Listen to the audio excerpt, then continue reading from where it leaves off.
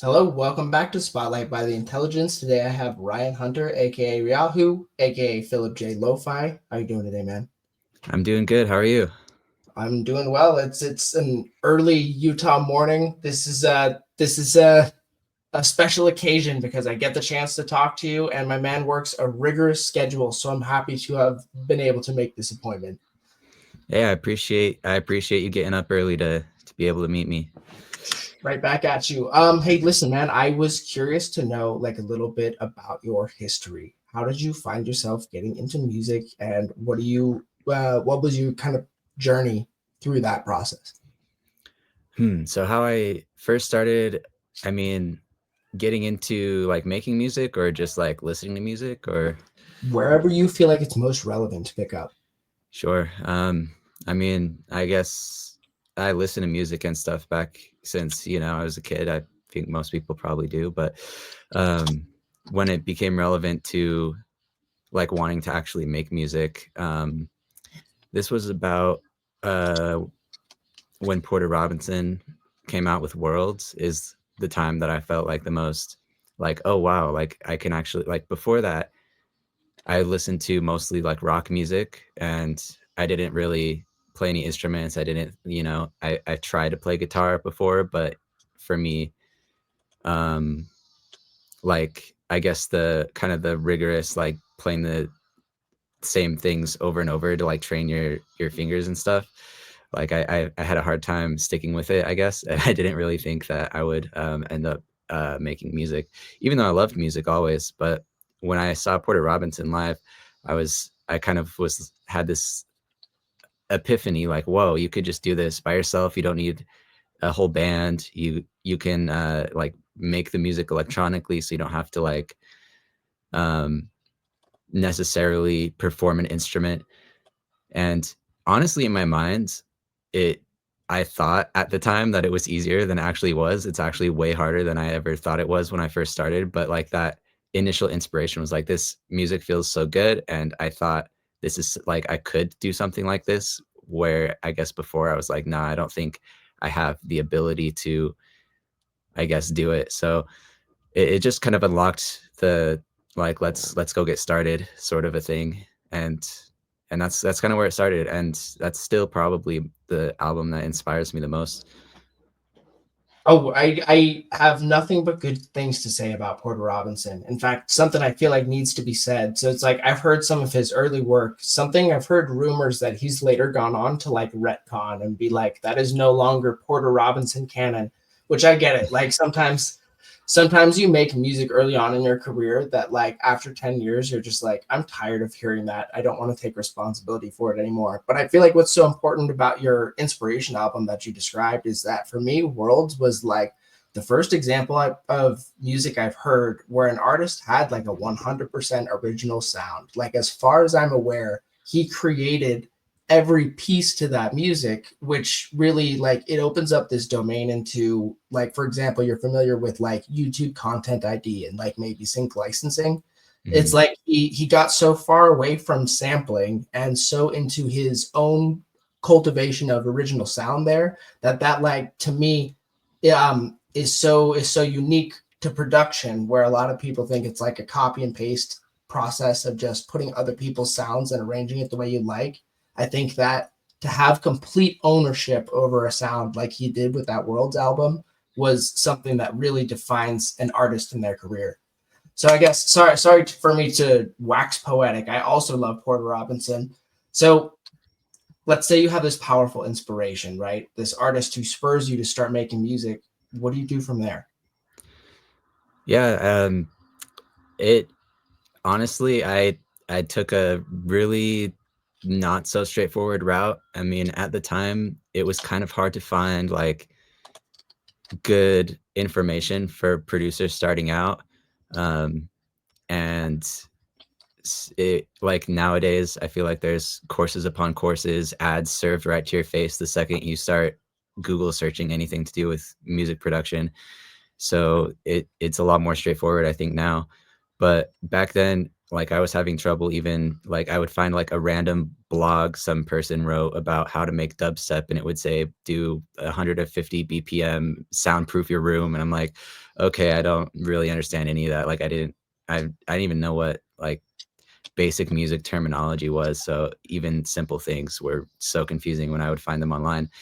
Um, so I actually just went into I went to I went to college for audio engineering, kind of thinking that would like lead me in the right direction, but it actually just ended up being a whole like 2.5 year like side quest that took me into I did like a bunch of generals, and then when I got into the actual like courses that were relevant, it was like recording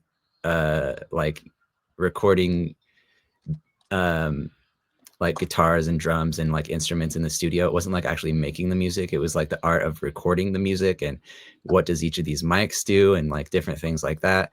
And so even though that's all interesting stuff and definitely useful to know in the world of music, it's not really even what I went there to want to do. So it was a whole side quest, but I did eventually kind of stumble across the DAW logic, and I had like this one class like kind of near the end of the journey there where we actually did produce music, and that's where I was able to actually start. And I got my own computer, and so it was a little while after that that I kind of started my journey, but that's sort of how it began. And then the music I made was like super cringe at the beginning. I just started throwing synths in and putting random notes and like throwing samples in. It was all like out of key and but I guess that's how you learn. From humble beginnings. So honestly, the education is interesting to me, especially how you put it as a side quest. I've been there. I did a whole side quest in biochemistry, so I get what it's like to have felt like you invested in education into something that wasn't quite in alignment with what you wanted to do. And the way I would follow that up with is, so if you found like audio engineering school to be not quite relevant, what assets do you think you carried over from audio engineering school? And I guess if I can offer one more side note, um, it's funny how many computer science majors I later go on to see to do electronic music or electronically produced music. It's interesting to hear from somebody who went to school for audio engineering be like, yeah, that didn't help.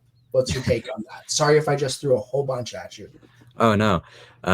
Yeah, I definitely, I would say surprisingly little of it is anything that I use today or that kind of carries over into what I mean, I guess if I were recording more, there might be some things like I guess there's like the knowledge of uh the different kinds of mics that are there. I don't really use mics, but knowing that I think would theoretically help me were I to record a singer or try and sing myself, or I guess record anything else, even though I haven't so far. Um, but yeah, I would say that that whole that whole journey, while it was a journey and part of my life that I don't think was like bad or anything. I don't have like be like, oh, I should have never done that, that was terrible. Like I think all butterfly effect, like whatever you do will eventually lead you to where you are, even if it's in like a random way. So I don't necessarily think it was a waste of time, but I don't think I carried very much from it. I do have like a hard drive of a whole bunch of like Foley that was recorded, like maybe 100 gigabytes or more of sounds. Which I mean, we have Splice, we have YouTube. It's not like I could have never found that, but I've used some of the stuff in there because I'll sometimes open my folder and I'll just search, like footsteps, and there's like a bunch of like professionally recorded, like in the studio footsteps of all different kinds of things. Because we did a class where we would it was like the video production or like the audio of the video. So you would do like the Foley, the sound effects, everything like that. And it's kind of a different hat than like music production is like production for film. And that's where I got all of those samples, but I've definitely used some of those in my songs. cool to hear. I'm thinking of like a T-shirt that says "I went to music school and all I got was this sample folder." Um, That's great. so I guess I want to continue to pivot from there into what you felt like made the most difference. So, like for example, when we came into acquaintance, I feel like it was through the Discord/podcast community. Found out we were local, worked on some stuff together, and I've always thought of you as a reference for mixing and mastering. Did you feel like the music school helped with that part at all, or was that all homegrown or harvested knowledge? I appreciate that. Um, so yeah, I definitely think when it comes to like mixing, mastering, in the past year to 2 years, I think that I don't know if I would say that's where I mean, it probably is where I've grown the most, but I also have grown in a lot of ways. And I think I can attribute that do you know the producer Vanek? I do know Vanek. Yeah, I'm in his Discord. I'm not very active. yeah, he's an awesome guy. And I've been taking lessons from him for a while now, and I've learned a ton. And I definitely think when it comes to like mixing and mastering, he has a really good ear for it, and a lot he's been able to kind of show me different ways of like referencing and metering so that it's kind of less, so it feels less like, what's the word, like Mentally taxing. I mean that yeah, definitely mentally taxing is a thing that comes to mind with mixing and mastering, but it's like more like you can visualize it, and there's it's more objective versus like when you're listening sometimes it can feel the word is just like slipping my mind, but it's just like it's a little bit more scientific and a less yeah, less of a taste making thing is the it's way I see it. yeah, less like, I don't even know if the word amorphous is correct there, but like I'm just trying to think of it's like like the way I was, I guess, before learning any of this stuff, I was very much just using my ears, which they always tell you, like, use your ears. That's like every advice from mixing engineers, but it's very hard when you don't have like a good point of reference and you don't really know what you're listening for, I feel like. And so having like the knowledge of how to reference different um, songs that you like the sound of, using like metering and using the tools in your DAW, and being able to do that in a way that while you're mixing your song, you can apply the same kind of principles, I think has been really huge for me. I think you touched on something massively important. I want to come out in full protest of telling people that use your ears is terrible advice for somebody who's too early on to know what that means. Because, Oh like, yeah. for example, like my biggest hurdle to navigate in mixing and mastering was stereo arrangement because I have a hearing discrepancy from years of irresponsible raving. And so like I have a hard time perceiving what stereo sound sounds like. And it wasn't until I looked at Ozone Imager for like hundreds of tracks that I started to actually be able to hear the stereo difference. I had to be able to visualize first what I was supposed to be hearing before my brain made like the proper synapse to be able to perceive it. So I think that like starting from a place of having a visual reference, especially if you are more of a visual learner, so important of a preloading step to being able to actually use your ears. So I find it very dismissive when mixing engineers tell people to just use their ears, because I think I never understood what that meant until a year after I heard it the first time. Yeah, I completely agree with you there. I think you also mentioned something like really important, that it's like being able to visualize it is like a step before hearing it. And I think that's like a really accurate way of thinking about it, is because sometimes it's hard to decipher like what you're hearing, but when you can like actually see what's happening and then translate it to what you can hear, it's like after that, then you know what you're listening for, and then you can use your ears and it works a lot better. I feel like now that I've referenced a lot of times, I've seen the visuals, and I've soloed, the different frequency ranges and the sides only and the mids only so many times for different songs that now when I hear a song, maybe not as much as like the, engineers and artists that I look up to, but a lot more than I used to, I can hear certain things that are going on that need to be looked at, and I can fix them without sometimes even having to use the metering. And I definitely would not have been able to do that if I didn't like visually see that and like be able to kind of figure out what is it that I'm listening for. And so, yeah, just saying use your ears when someone's never had any experience. It's like, I don't think that's helpful. Definitely agreed. I wanted to backtrack a little bit here to your mention of Vanek and taking lessons. How did you come into his acquaintance? And if you are at liberty to discuss, what is it like having lessons and having a mentor in the field? Yeah, so I first met Jesse Vanek through Discord actually. Well, actually no, I was looking to have a song mixed and I found him on Sound Better. And then he invited me to his Discord where I kind of became friends with the people in there. It's a really cool server. I think anyone would it would be cool if anyone hopped in, and I definitely think it's less active now than it used to, and but I think everyone in there is super cool. um but that was like maybe almost 3 years ago now, so it's been a while. And he does offer lessons on his SoundCloud. I've noticed he has like an email. You can shoot him an email if you are interested in having lessons. I feel like he does a really good job of teaching like not only mixing and mastering, but like music theory and like things that feel like very that same thing I was getting at before. I don't know if amorphous is the right word, but I'm just like, like kind of like out there. It's not like very like objective or scientific, I think, to people who are just starting, or at least to me. But I feel like he's done a very good job of showing me different ways to make it a little more scientific, I guess, to use your term.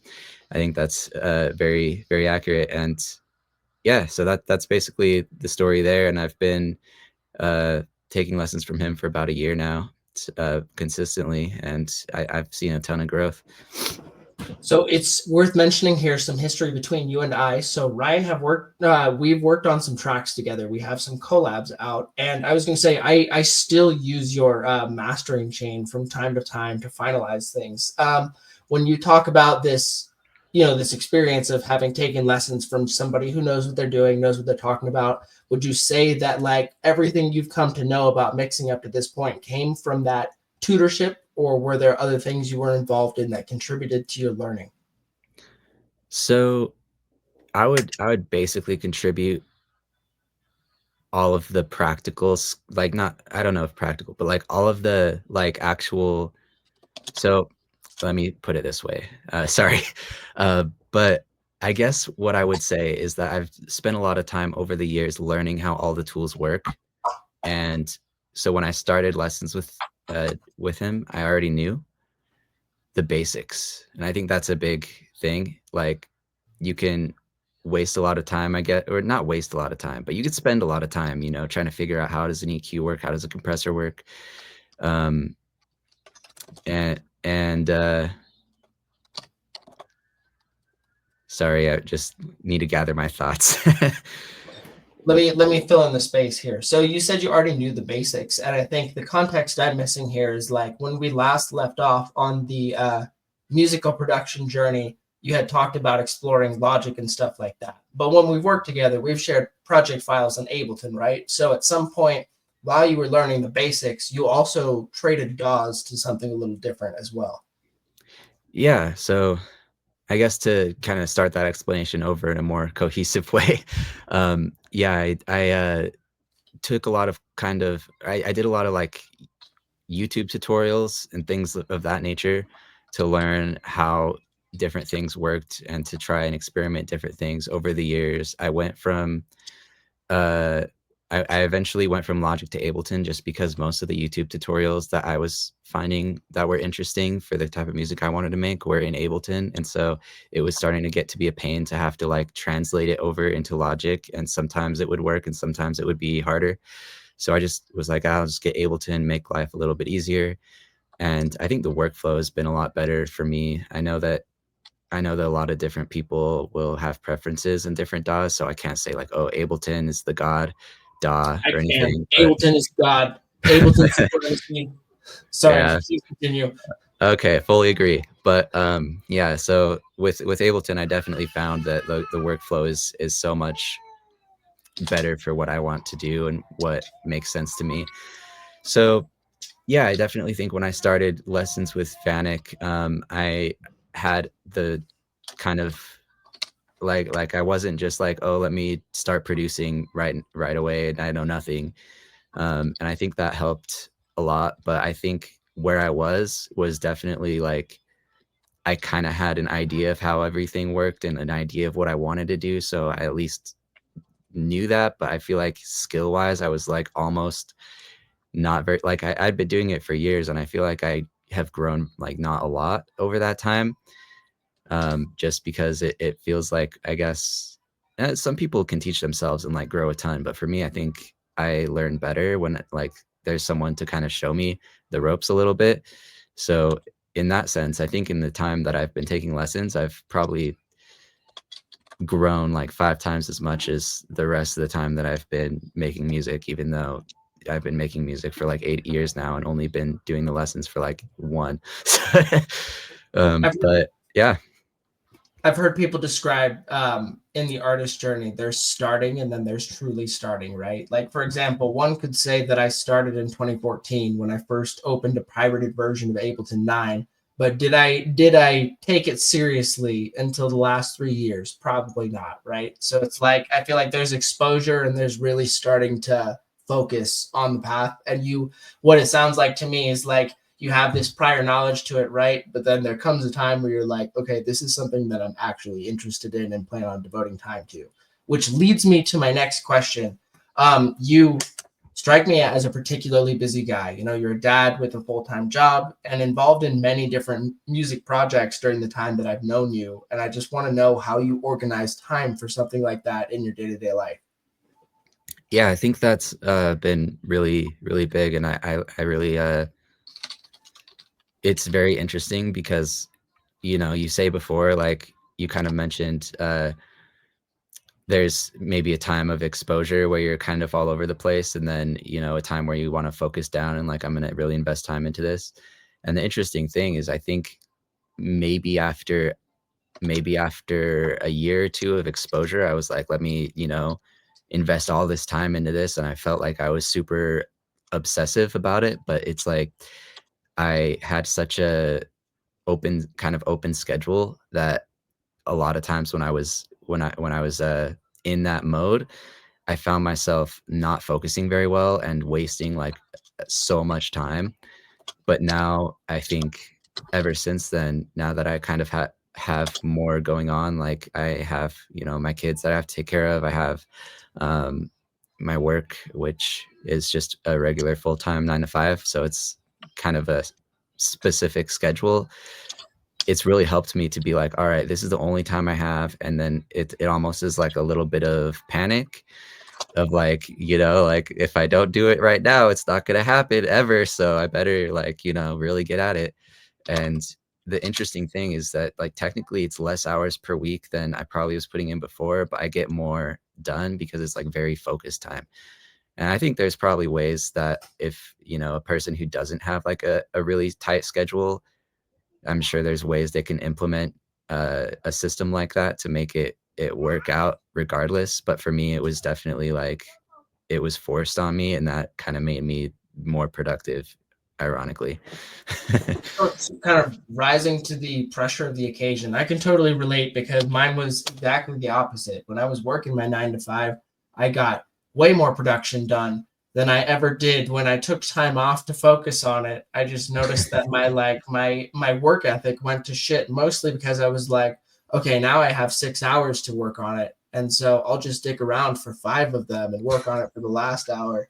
So yeah, no, it's funny. Other guests in the past have described this process of when they're producing to give themselves like false constraints, right? To like put themselves in a box and to force the creativity out a little bit by giving themselves like like a cage to operate within, right? It almost seems like you've done the same thing in terms of your time, right? Or rather, it happened one way or another. So in order to continue to prioritize the things that you like to do and make it happen, you have to figure out workarounds.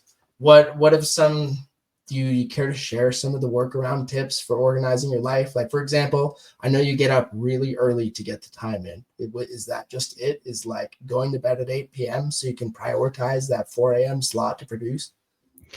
Yeah, I mean, more or less, I think that's been it. I wouldn't say, I mean, so the interesting thing too is that sometimes I feel like, as with everyone, life is varies on a day to day, week to week, month to month. So you can set a schedule, and sometimes there won't sometimes things will happen and you won't get to it, and other times you'll have big open spaces during the day that you weren't planning on. But what I've kind of come to realize for me is that I it works the best for me if and like you said, I do go to bed at 8 and then wake up at 4. I try to, at least. It doesn't always work out. Sometimes I go to bed later, and because things happen and kids.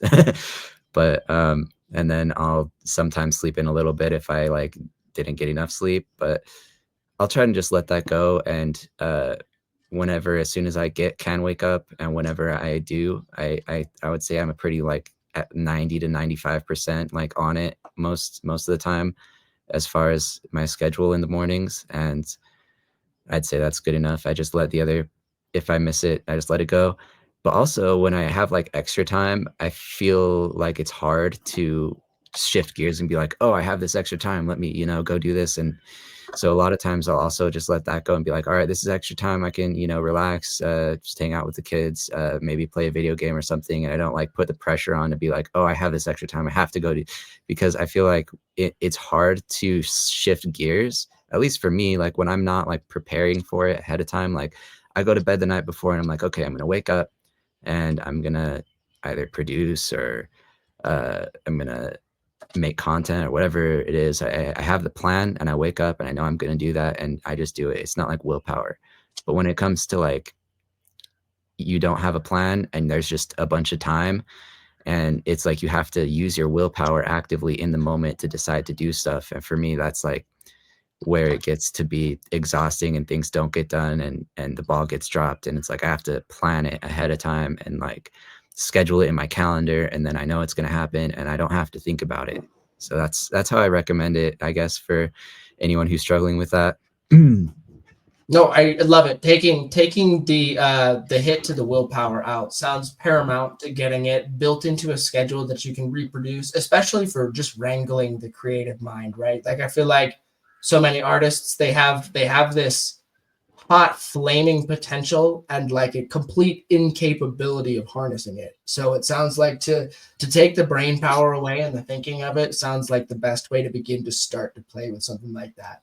If you don't mind, I wanted to switch gears. Why don't you tell me about some of the different music projects you've got going on? Yeah, right now ryahu is the only one. I've done some different things in the past. I guess the only other music project really is Phillip J Loaf Eye, which is my lo-fi alias, and I'm sure I'll eventually start doing some stuff in there again. But I've definitely, over the past year, like tried to, I guess, as going back to my schedule, um, there only really is so much time, and focus is so important that, like, the way I've kind of realized is if I have my hand in like 3, 4 different things, it just becomes to the point that I can't do any of them to the extent and the full effort that I want. And uh, I just wanted to pick like, as since I have other things in my life that I can't like control as much, that I just have to do. I want to, as far as the like elective thing of like me trying to do a music project, I wanted to just pick one thing and do as much effort as I possibly can, to just see how far I can take it. And so that's why I'm doing only ryahu right now. but yeah, that I primarily do drum and bass with the Ryahu project, and um, some other stuff I've done in the past. As you know, like we were working together for a little bit on the intelligence, and that was a great opportunity and experience. I enjoyed working with you, and also Chill Space. Oh, wait, you might have to edit that out. I think we're not supposed to Well, say that. I'll drop. I'm uh, sorry. but yeah, working with the intelligence was good. Also, I was doing some client work, doing some mixing and mastering on the side, um, and all of that stuff was satisfying and like fulfilling in its own way. But it's hard to do everything, so that's why right now I just decided to focus really on the Ryahu project. Okay, so I like it. It is very reminiscent to me of like option paralysis, right? You have too many different things you could be doing, so you do none of them. Versus for me, I noticed my personal endeavors start to really take off once a lot of doors shut very firmly for me. Took away the option paralysis, and you see only one or two paths forward where there used to be 10. So you've gone full tilt into ryahu. Why drum and bass? Like what draws you to this particular brand and musical taste? Yeah, that's actually kind of interesting because most of my inspirations before this have not been drum and bass at all. So um, I don't know. I just started making it like I think maybe 2 years ago now. About 2 years ago, I think is the first time I kind of dipped my toes into it, and I liked it. I didn't even know a whole lot of drum and bass songs, but I liked the beat. I think I just randomly on one of my songs got some advice like, oh, what if you did a drum and bass section here? And I was like, let me just do that. And then I kind of tried doing it a few more times in songs that were after that. And I when I was brainstorming, I think for my project, I kind of went through a phase of like I want to do a future bass slash drum and bass like fusion and try and make my music that. And so all my songs for a minute there were like one drop was future bass and one drop was drum and bass. Um, but then I was having a hard time like marketing it. I didn't really know who to aim it towards because people in drum and bass are like, I noticed at the time were very like, oh, I want the drum and bass. And if there's a section that's not that, they're going to leave comments like, this isn't drum and bass. What are you talking about? And so, and I eventually kind of was just like, oh, let me just go full send on drum and bass. Honestly, primarily just for the branding. It just makes it easier to market, I think. But creatively, I've been diving into more drum and bass artists, and I've been finding some really, really cool music that has kind of inspired me as well. So, yeah. Do you have any examples you care to share of drum and bass artists or artists in general that you feel like contributed a lot in the inspiration department towards what you're doing now? Yeah. So I would say for me recently, one one artist that has released an album recently is Fred V, and his most recent album Luminous is really cool. I felt like that one really inspired me, and I loved the way it was like mixed and mastered because I think I've been listening to a lot of drum and bass where what I like is kind of the soft kind of percussion and like the groove, but a lot of the to be honest, I'm not a huge fan of the mix of a lot of the like kind of light drum and bass stuff that I've listened to, even though the music I really like and like the grooves and the kind of textures are really nice. But because I feel like a lot of drum and bass, especially in like the liquid drum and bass, like the artists are not mixing it as in a way as like the melodic bass or like the, bigger EDM kind of music are mixing it. And I feel like Fred V's recent album like really kind of bridged those two really nicely. And the mix is super like big and rich and like three-dimensional, and and also has that like light kind of drum and bass vibe that I really like with like the percussion like being kind of the like on top, taking up a lot of the high end, being kind of a main character, I guess you would say, in the drop. So I don't know, like those kind of elements are something that, and also like the basses are really cool in that album as well. So it's like bridging almost like some dubstep elements, I almost want to say, just because the basses are these like really cool like sound design moving Reese's. They're not exactly dubstep wubs or anything, but like it reminds me of kind of the way I would expect to hear a bass in dubstep some of the time. So it just was really cool. Solid backing. Honestly, that the way you described it was spoken like a true mixing engineer. I guess I wanted to. I know you said you are focusing most of your work on the ryahu brand, and I want to come back to that. But you talked about some time in mixing and mastering. I assume by commission, like freelancing. And I know because I've hired you for it. What brought you into that? How did you get educated for it? And was it just a time concern that brought you back out of it? Yeah, so that, I guess, I think when I first started getting interested in it because I was listening to the Mixing Music podcast, and so I feel like that really made me want to try out mixing music as opposed to just my own music, but like for other people.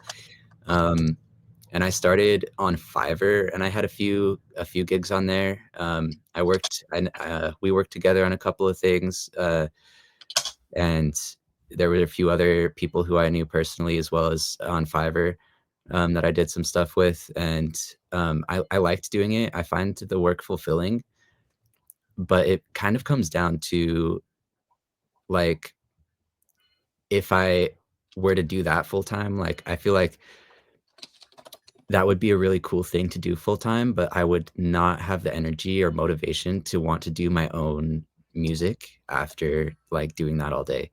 And so I was kind of like, I don't know if this makes sense for me career wise, because what I truly know I want to do is my own artist project. So I just is another one of those things. I put all the marbles in one box, so to speak. Sure. No, I love the budgeting of mental energy, and I think too that you can do something like that and acquire all this experience that later translates into having like a really tight, big, and rich three-dimensional mix, as you put it, for your own music project. It's like it all served a purpose. I wanted to ask a little bit. I was going to say you are the first person that I encountered from my own pursuits in the podcasting world. Like, and you mentioned the mixing and mastering one, which is one of my favorites. I think we also connected in the Electronic Dance Money podcast, both the server and through Christian himself. I wanted to ask, do podcasts still play a role in your educational path? What role did they play, and do you keep current with any of them? Yeah, I love podcasts. I actually am a fan of this podcast before my episode's on. I've listened to all of them. I at work I have a job where I'm like just fixing stuff in people's apartments all day, and so I can really just like listen to my headphones the whole time. And so yeah, I definitely am listening to podcasts all the time, and I find a lot of really good ideas from them. It really is, I think, a great way to um, kind of just put these ideas in your head, and then later when you're working on stuff, they just start coming out randomly. And so yeah, I listen to a lot of different podcasts. Like I mentioned, the Mixing Music podcast. Unfortunately, the Electronic Dance Money hasn't been active for a while, but that was a good one. And The Excellent Sound is a really good podcast. They interview like um, a lot of EDM artists on there as well, and so I've really enjoyed that one. Um, some other ones, the I'm Peaking podcast is pretty interesting. It's a little less technical. It's more like from the viewpoint of the fans and the ravers, but I find it pretty interesting as someone in the space who's a fan also of all these artists. And yeah, there's those are some of the main ones in the music space that I listen to. There's also some business ones, and I enjoy like the Graham Cochran. show is really interesting, and I would say a lot of it isn't super relevant to me at the moment, but I like how he kind of comes from a space of he used to actually have his previous business doing the recording revolution, where he did like I think like mixing and recording and things like that. Um, and so he kind of has a music background, but now he's like very like a business helping businesses kind of thing.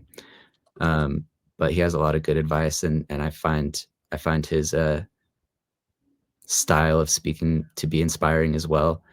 And yeah, there's a bunch of podcasts I could go on, but I guess I don't want to spend the whole episode talking about that. No, sure. This isn't supposed to be kind of like a self-fellating aren't podcasts great type of situation. It's more just like it speaks to me personally because like I didn't or at least for a long time I didn't have a mentor in the scene, right? So I looked externally and I'm just like, okay, clearly there's guys who know much more than I do and they're talking about these things and I could stand to learn from some of them, right? So it's like I discover things like like mixing music podcast and things and just like you throw them on in the background while you're doing your daily 9 to 5, your responsibilities. And then sure enough, later on, you find yourself sitting in the computer and remembering bits and pieces of stuff that you heard these guys talking about. And I just wanted to establish it in a non-self-serving way. Like if you are interested in this field and do not know where to begin, I would encourage you to pick a lane, so to speak. Like, do you want to learn music business? Do you want to learn music mixing? Do you want to learn production? Find a podcast in that domain and just grind the thing out. Listen to smart people talk about it until you feel like you have enough to start like putting pen to paper, so to speak, and knocking things out. At least that's the way I approached it, and it was cool to stumble across you doing the same thing at the same time. Yeah, Um, I think it's really I really resonate with that. Sorry, but like because it, kind of stumbling across the podcast for production and mixing was something that I wasn't really necessarily planning. I just kind of the algorithm recommended it to me for whatever reason. You know, they're just yeah, always listening. And but when I kind of realized that how helpful that was, you know, before I even started doing any mentorship or anything like that. When I started realizing how helpful that was, I was like, let me apply this to anything I'm interested in. I started listening to like podcasts about business, podcasts about like side hustles, podcasts about like I when I wanted to like I've kind of dropped the ball on working out and going to the gym, but there was a moment there and hopefully I get back into it. And I started listening to a bunch of podcasts about like fitness.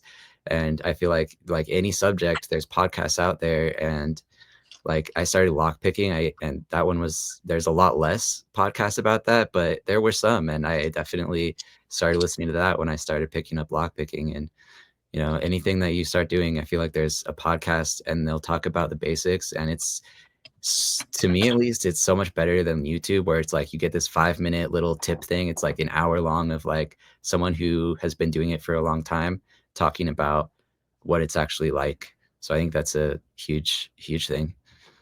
Certainly. You let me backtrack a little bit here too. So, because apologies for my disorganized questioning style. You said something that stuck out to me that I just remembered about when you were focusing on the ryahu brand with the drum and bass. You talked about innovating this style that was a little 50-50 future bass and drum and bass, and that it didn't quite resonate with the audience and it was hard to market. Could you tell me more about what it's like to do marketing for the music, how you can tell when the marketing is successful, how you can tell when people are reacting to it positively or negative? It looked like it sounds like you are listening to your audience and making calls based upon, what the reaction is. A little bit. I mean, I wouldn't say I make music only to market necessarily, but I would say that I was kind of getting and this is like honestly, it's a from different, I guess, things, Submit Hub and SoundCloud and uh, like where I would kind of hear this feedback, Discord, um, various, you know, various places, and I guess it kind of is a point of like I wanted to do it, I'm gonna try it, like the whole, you know, half and half type of a thing, and from these for over time kind of getting similar feedback, and feeling like that's, you know, making it so that it's harder to get my songs noticed and for people to want to share them, it definitely played a role in my decision to be like, okay, let's try only this. And it's sort of like I enjoy drum and bass already, and I'm already making it, and it's like there's no reason I have to do this unique, different, weird thing. But I also think it's like I could also in the future uh, go back and do a song like that if I wanted to. But I think part of it is just helping to get, I guess, the project off of the ground, get people to like want to hear the songs and just see what works, I guess. Like it's a combination because I think that like I spent a lot less time than on my lo-fi project than I do on this project by very far. The songs would take way less time to make. They'd be done in like 2 sessions, and uh I could do 2 a month, like without putting more than like 4 or 5 days into it a month. And so, like, I felt like, and that's not to say that like lo-fi is easy or anything. Like, I was definitely not putting as much effort as some of the guys in probably are. But at the same time, it's like I feel like it's easier to finish a song. And so if it were pure marketing, I feel like I would go more into that. But because um like I also felt like I wanted to do this, like this, like the EDM part, like is what inspired me to do music in the first place. And so that's why I'm getting a lot more streams for my lo-fi project for sure, but I wanted to really focus on what inspired me the most. But at the same time, I also want to not be so uh like out there, like left field, that like it's hard to market. So it's like it's like a balance, right? Like I want to be inspired by it enough that it excites me, but I also want to do something that people are going to like. You said a lot of stuff that struck me as important. By the way, keep me tapped in on the time. Let me know when you do have to be Sure. going to. So I wanted to ask, like it's very frequent that I see with these guests. There's almost like a pipeline where people start in all these various music places between like live bands, breakdancing, hip hop, that kind of thing, and they kind of funnel their way towards this chiller ambient background music. You're the first person I've talked to who's inverted the route and done lo-fi and decided that they wanted to move towards something harder and stick with it. And I'm the same way, or I guess in the sense that I like to do a big spread of different musical genres, right? And I Mhm. hear professionals in my space telling me constantly, you need to pick a lane, you need to carve a niche, at least when you're starting out. So that wasn't to accuse you of catering to the audience and not doing what you love. In fact, I respect that you are opting to go the quote unquote less popular in terms of the streaming to and the harder music to make out of love for the craft.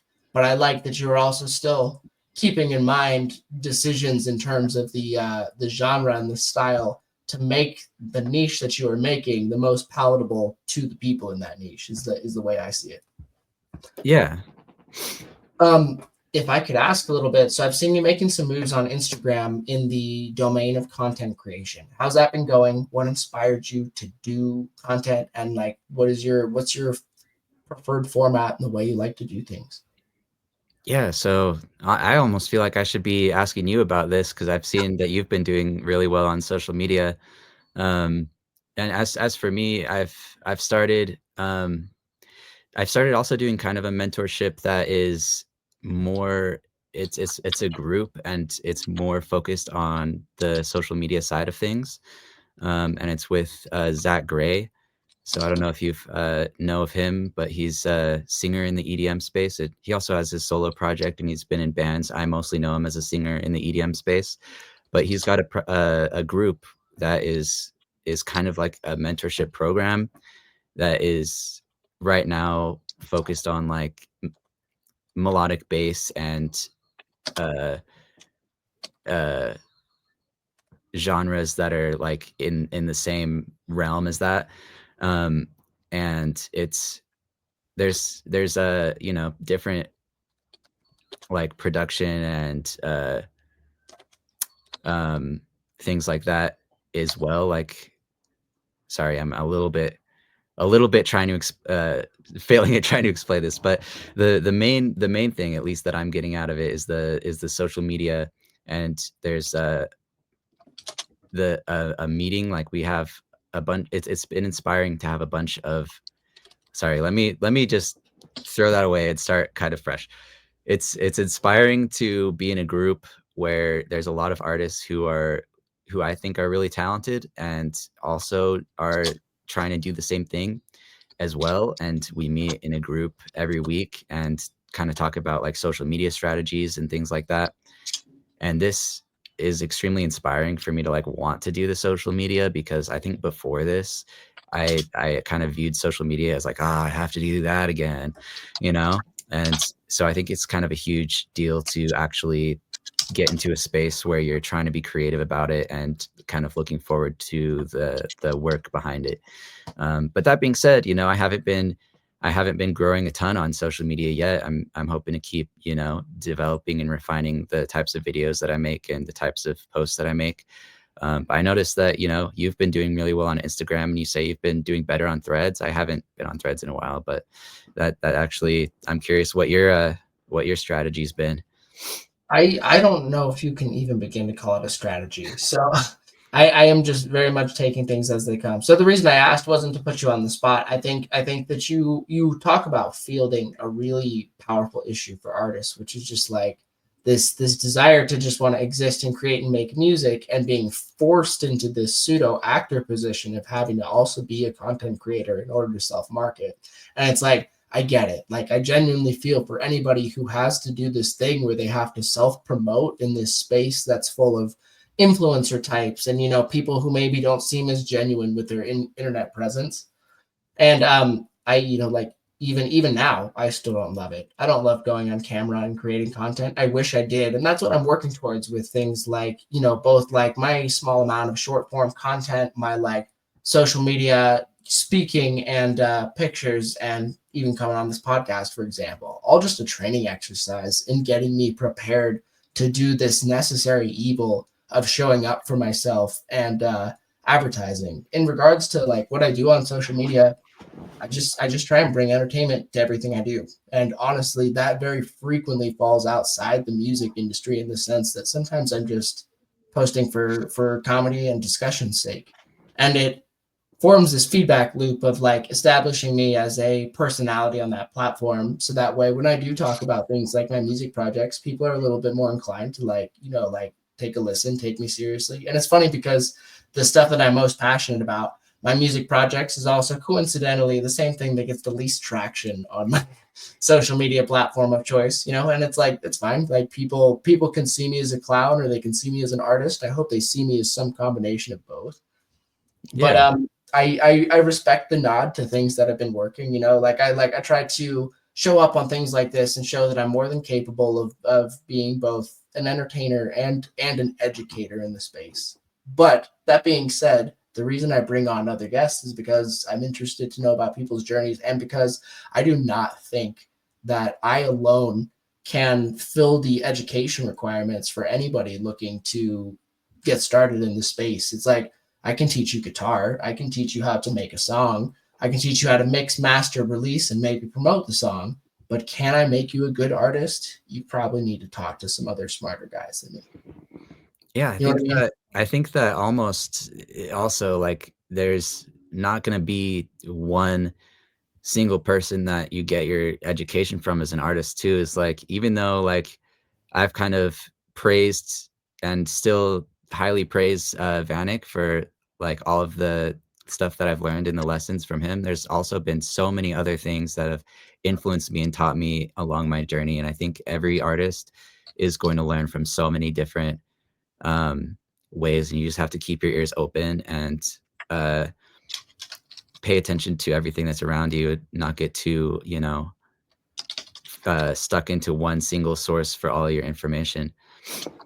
I would 100% have to agree. I have thoroughly enjoyed talking to you, Ryan. It's been great to speak face to face. I look forward to working more with you in the future. I wanted to drive things to a close right here and ask, Do you have any upcoming projects, anything you're excited about in the musical space that you want to announce? And where can people find you? Yeah, so anywhere RYAHU, YouTube, Instagram, Spotify, any streaming. Um, I have not been on TikTok since the ban. I know they went offline and came back on, but I deleted the app when it wasn't working, and now I can't download it again. So that's gone for now. Um, but yeah, as far as upcoming things, I do have a remix coming out for an artist called Med.X. The song is Haunted, and I don't know, this hopefully this will uh hopefully this will come out after February 14th, so people can go look it up, but it's coming out February 14th. And it's a Med.X Haunted ryahu remix.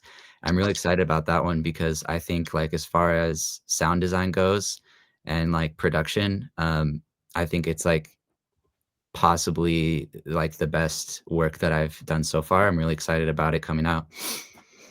Okay, well, I'm super excited for you. Go check out Ryan's music, especially the ones we made together. Thanks so much for coming on the show, and I look forward to having you back again. Take it easy. Awesome. You as well.